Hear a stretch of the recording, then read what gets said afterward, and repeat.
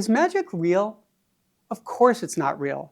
But also, yes, absolutely it is. Some people think that magic exists out there in the world in the way that magnetism or electrons or cats exist. Other people say this is nonsense, there's no magic at all. But I think there's a more accurate view than both of these, which is that magic exists, but only in the way that redness exists. So what do I mean by that?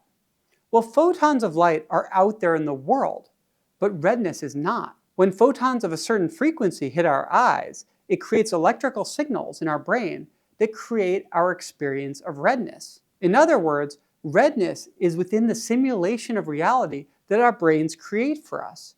Redness does not exist out there in the world the way that photons do. So is redness real?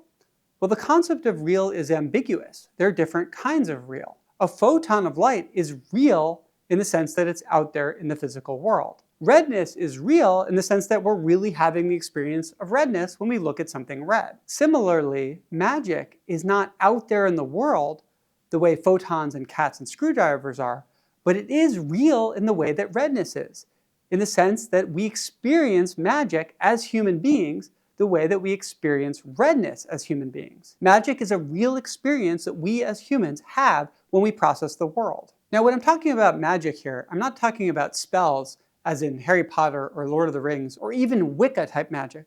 I'm talking about the way we perceive the world as having many non-physical properties that greatly influence how we interact with those things. So what are some examples where we as humans perceive magic in the world? Well, consider the case of a dead body. Even after the person is completely brain dead, so there is no person left there, we as humans can't help but imbue that body with important non-physical properties. That's not a piece of meat, it's someone we love. Additionally, there are rules about how we treat that body. It's immoral to eat it. It's immoral to desecrate it. Because to us humans, a dead body is not merely physical. Or take sex as an example. Sex to humans is deeply magical. Having sex with someone is not analogous at all to a handshake or even a vaginal or rectal exam from a doctor. Sex has a deep significance beyond the physical. Understanding this helps explain why many people would rather be painfully physically assaulted than be painlessly sexually assaulted. It also helps explain why many people see losing their virginity as so incredibly significant. They see someone who's just lost their virginity as being fundamentally different than they were the moment before they lost their virginity, even though in most cases, there's nothing significantly different physically about the person afterwards. Or as a third example, imagine one day you're sitting on your couch and suddenly in your mind you see an image of a beautiful woman and you hear a woman's voice in your mind saying wise things to you.